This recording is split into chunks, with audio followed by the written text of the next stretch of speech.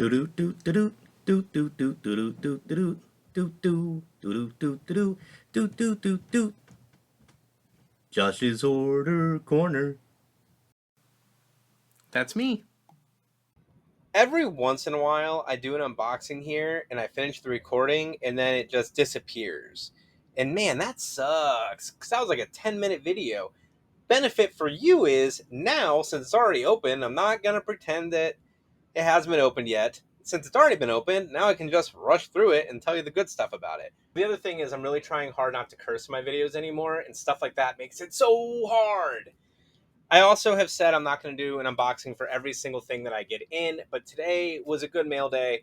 I got some really exciting things, and it's especially one business that I definitely want to highlight, and that is a company called Cult of Cults. They make awesome T-shirts, hats, things like that. They stick to like rebel outlaw country music, oddly enough.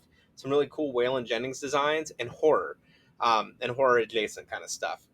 This is more horror adjacent, but it comes from the creative mind of Stephen King and the artistic director, Rob Reiner. This is a Stand By Me shirt.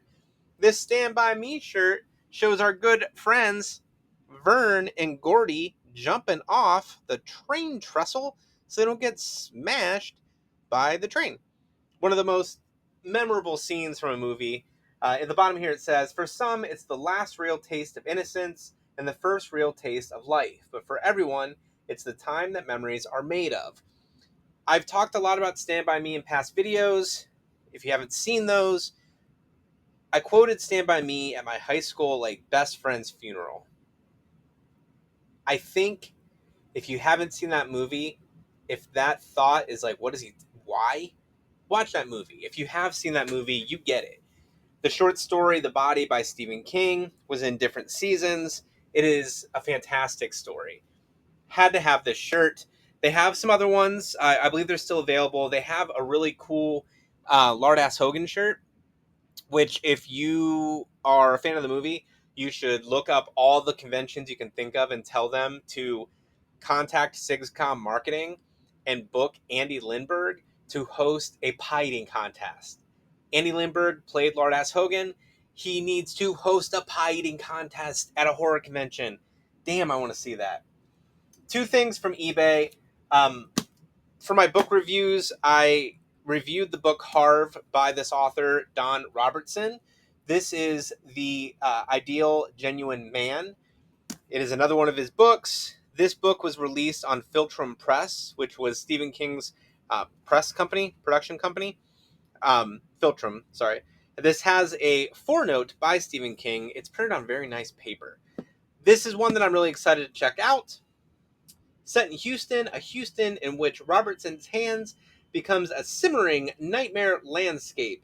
It is the story of Herman Marshall, a retired truck driver whose wife is dying of cancer and who is himself trying to come to grips with the fact of his own old age in a society where the elderly are discarded like beer cans.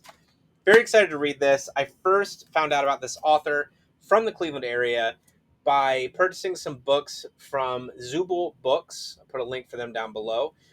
They released some of his books in their own publishing company, and at one point, Don Robertson and Stephen King showed up at their bookstore to just kind of hang out and chat. So when I went to pick up some books from him, he was telling me about that, and I went down that rabbit hole to check out more by Don Robertson.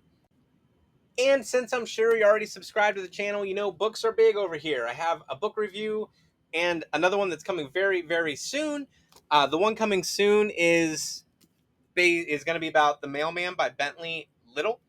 Bentley Little is a horror author, very endorsed by Stephen King. He recently released a message about his appreciation for Bentley Little.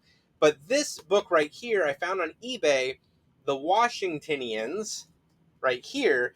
This was a short story by Bentley Little that was turned into a segment on Masters of Horror from Mick Garris. So I came across this on eBay, and I was like, that's really cool. I want that. Inside the cover here, it says, Masters of Horror was seen by some as risky. For decades, the powers that be at televised networks have hated anthologies, but somehow, Masters of Horror got a toehold.